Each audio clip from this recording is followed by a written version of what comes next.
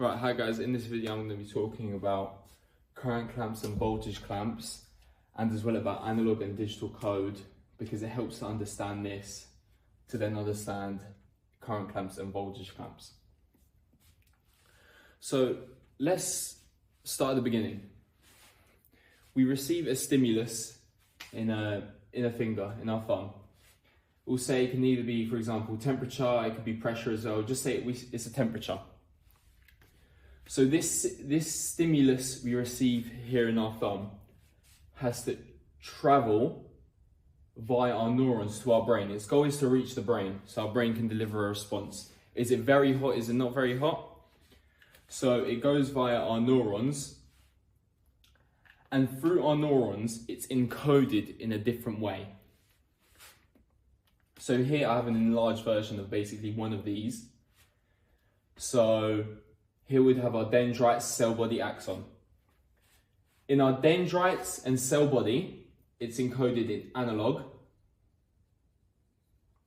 And for our axon, a long distance, it's encoded in digital. Then in axon terminal again, here, it would be analog again. Another important thing is that all sensory, all initial stimulus is initially encoded in analog. So the dendrites and cell body give information, and they give information in analog. Why is that? Analog is precise. Analog, the exact strength of the stimulus, so if it's hot, very hot, that will be proportional to the amplitude. So the stimulus will be exactly proportional to the amplitude, which will be proportional to the amount of sodium that goes in. So now we know the initial stimulus here in the dendrites and cell body here, it's analog. It then changes to digital. It then changes back to analog. And then in the next axon again, changes to digital. Then it reaches the axon terminal, analog again, through the cell body of the next neuron, analog, then back to on a long distance to digital. So you understand where I'm going to this. So the stimulus is encoded in analog and digital, and at different parts through your neurons, it's encoded in either analog or digital, depending on the distance. So axons are very long, so that's why in digital, I'll explain why that in a sec. And its goal is to reach the brain. Okay, that's important. Okay. Next, how is analog actually encoded? Analog is encoded in amplitude, like I mentioned a second ago. The strength of the stimulus will be proportional to the amplitude. The amplitude is just the height of the code. So say, for example, a relative strength of 2. I just use this value of 2. I'm just saying for a conceptual idea. So for example, a relative strength of 5 will be a lot stronger than a relative strength of 2. So a relative strength of 5, say for example, it's very hot, will be this size. It will be an amplitude of 5. Okay, and how does frequency encode the information? Sorry, how does digital code encode the information? It encodes it into frequency. So this is the same code here. So you get a relative strength of 2 here. It would then change into digital here. So this code would be the same as this, but one is in analog and one is in digital. And how is digital encoded? It's encoded into frequency. So how would this relative strength of 5, how would this code look in digital? It would look like this. 4, 5. So, like this would have an amplitude of 2, this would have a frequency of 2. Like this would have an amplitude of 5, this would have a frequency of 5. Okay, notice how all of these are the same size. Amplitude does not matter here. It's just the frequency that matters in digital. Okay, now you might be asking, why is that? What is the whole point of changing from analog to digital? Why can't we just have analog the whole way? Why can't we just have digital the whole way? Why does it have to change? So I've already stated that analog is very accurate. So the exact stimulus will be proportional to the amplitude. So because think of it evolutionary, you need an exact measure of the temperature, you need exactly how hot it is. So you've already said that the sensory, the initial stimulus, needs to be an analog. However, the thing with analog is over a long distance, it loses a lot of information via decrement. So decrement is the loss of information. So say here we have, we'll give an amplitude of 3, a relative strength of 3. So we've touched something hot, not very hot, because it's not like 10, it's just 3. As that travels here, because it has to travel, it goes this way, it goes along the axon, it goes towards your brain. So as it's traveling here, by the time it reaches here, from here, this relative strength might be 2.9. So that's lost a bit of information via decrement. So think of it evolutionary again. We don't want to lose that information. We need it to be exact. You need to know exactly how hot it was. Think about all this distance. If it was just analog, we'd be losing so much over this long distance. Luckily, this cell body isn't a very big difference. So we'd only lose whatever, it will be very negligible. But just for the argument, I'll say, yeah, 2.9, okay. The thing with digital is it is not affected by decrement. This is not affected by decrement. This would lose a bit here, look, it loses amplitude. This digital does not lose decrement. So over long distances, we transfer it to digital, so therefore we don't lose it, we don't lose the information. It's exactly how it was here. So we've got this information of 3, it's then changed to digital, we don't lose anything, it's changed back, and again, over the long distances, we don't lose the information. So that is why analog changes into digital, and that's a bit about analog code is encoded in amplitude, digital code is encoded in frequency. Right. So firstly, what do we have here? We have the stimulating electrode into the cell body and the stimulator. We also have the reference electrode and the recording electrode going into the amplifier and then going to the oscilloscope. And then obviously we have the, like I drew here, just a very basic structure of a neuron, cell body, dendrites, and the axon. Okay. So this is the current clamp technique. So in the current clamp technique, we control the current. We decide the current. Right. We set a current here. Just like I was explaining here, it would be in analog code. This current we set, it would be in an analog form. In other words, we give a current to depolarize this, to create a local potential. So a local potential occurs according to how much we stimulate. This stimulator of analog code, what that's saying is the current we give to stimulate the local depolarization. So we stimulate with a current, relative size 3. It causes a local depolarization. And that causes action potential. It might cause an action potential or it might not cause an action potential. Was this current strong enough? Was it not strong enough? We don't know. So, say in this situation, 3 was strong enough to elicit an action potential. So we get an action potential here. We see this action potential on the oscilloscope, if it's strong enough. So the oscilloscope, basically it's measuring whether we got an action potential inside of the axon or not. And it does that by using the reference electrode outside of the axon and the recording electrode inside. And so the amplifier helps amplify that so we can see that on the oscilloscope. So this relative strength of 3 was enough, we see on the oscilloscope, to elicit an action potential. So what is the point of this current clamp? Why? What is its job? What is its function? Well, with the current clamp, we can work out the threshold potential. We can see the threshold stimulus, so the minimum current we need to get an action potential.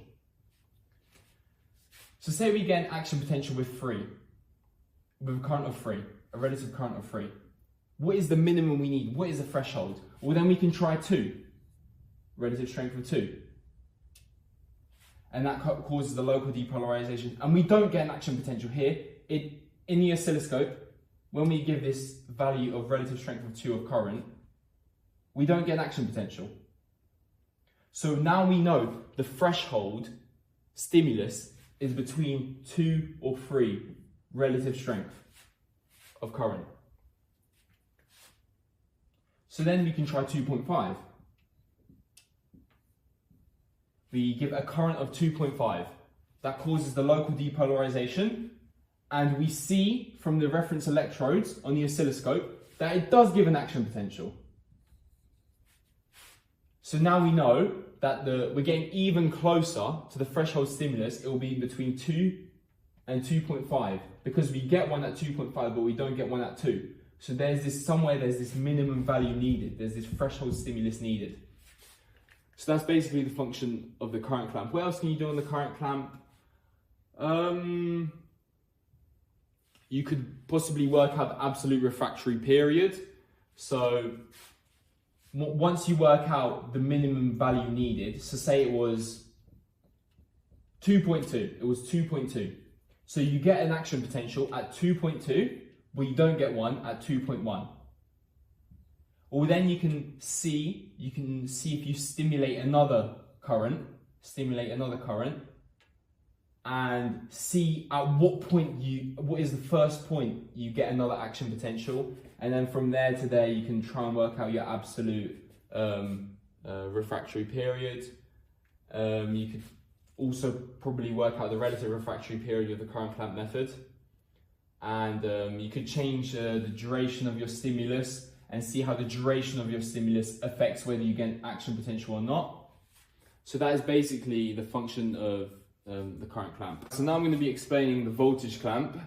It's a bit more complicated than the current clamp, but and firstly before that I just wanted to explain just the difference between voltage and current. Basically voltage is the potential difference between 2 points. So here on the oscilloscope, basically we're measuring the difference between here and here, which is given to us by the reference and recording. That's why we need 2, because we need to know the difference between these 2 points. So the difference between these 2 points causes a flow. And this flow, the speed of the flow is basically the current. So voltage and current are very similar ideas here. So they can kind of be used a bit interchangeably here, especially when I'm talking about this current conducting electrode. Okay, so now what the hell is this? And what the hell are these graphs? Okay, firstly, let's talk about here, this red tube here is a giant squid axon. Squid axon. In a saline solution. So in the red we have a Petri dish here, and then we have the blue saline, and we have the giant squid axon in the saline. Once again, we have the reference and recording electrodes here, going to an amplifier. They're basically just recording what happens inside. They're recording the voltage inside. They're recording the potential difference. And that is VM. So VM is basically what is going inside, what is happening inside, the voltage inside, what's going on inside of the giant squid axon. We then have the current conducting electrode, and that sends a current, that sends a voltage. In the voltage command center, we can apply a voltage. If this voltage is different to the already persisting voltage inside of the axon, it will send a signal and stimulate it. Okay, I'll say that one more time. Inside the giant squid axon, we have VM, which is around -65. We'll say it's -65. We can give a voltage, whatever we want here. We can set a voltage, whether that be, 0 millivolts, 30 millivolts. We control voltage in this. In the current clamp, we were controlling current. In the voltage clamp, we're controlling voltage. So say we set the voltage to minus 65 millivolts. So the giant squid axon, its resting is already minus 65. And we set the voltage command to minus 65. So there's no difference. On this graph, it'd be straight. And this wouldn't send the current because they're the same. If Vm is equal to Vc, no current is sent. So we don't stimulate anything. So we don't have any movement of ions. It's just resting because these are equal. Now, let's set the voltage command to 0 millivolts, and see what happens. So firstly, on this graph, resting is minus 65, but we've stimulated to 0. So we've got this analog code to 0. We've sent this current of 0 through the current conducting electrode. So what happens? But firstly, let me add to that. So we've set, so Vm is minus 65, but we've set Vc to 0. Therefore, it sends, because they're different. If they're different, it will send a signal. So it sent a signal of 0 millivolts. So we've depolarized. It was negative, and we've made it less negative to 0. So we've depolarized this giant squid axon. So now what happens?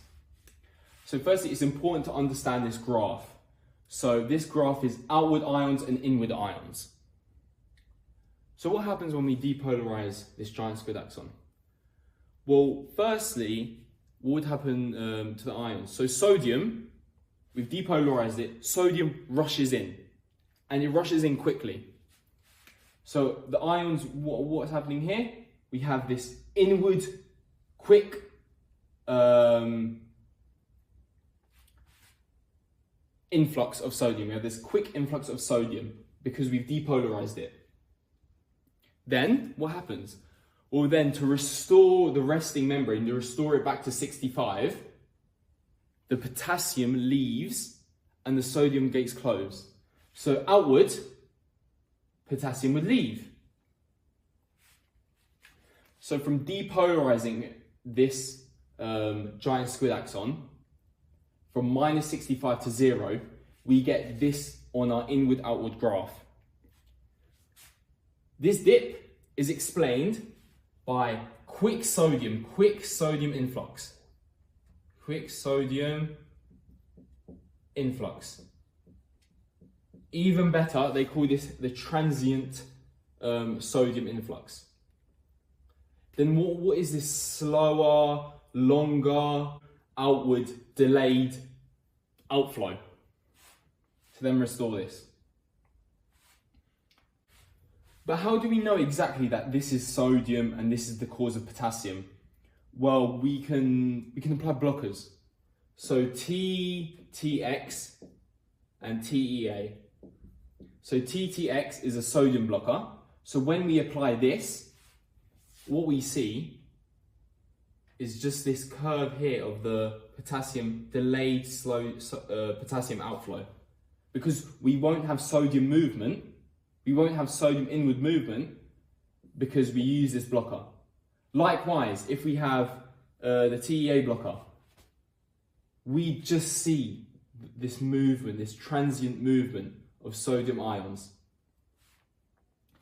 So then these curves, they add up without these. So imagine we don't have these again.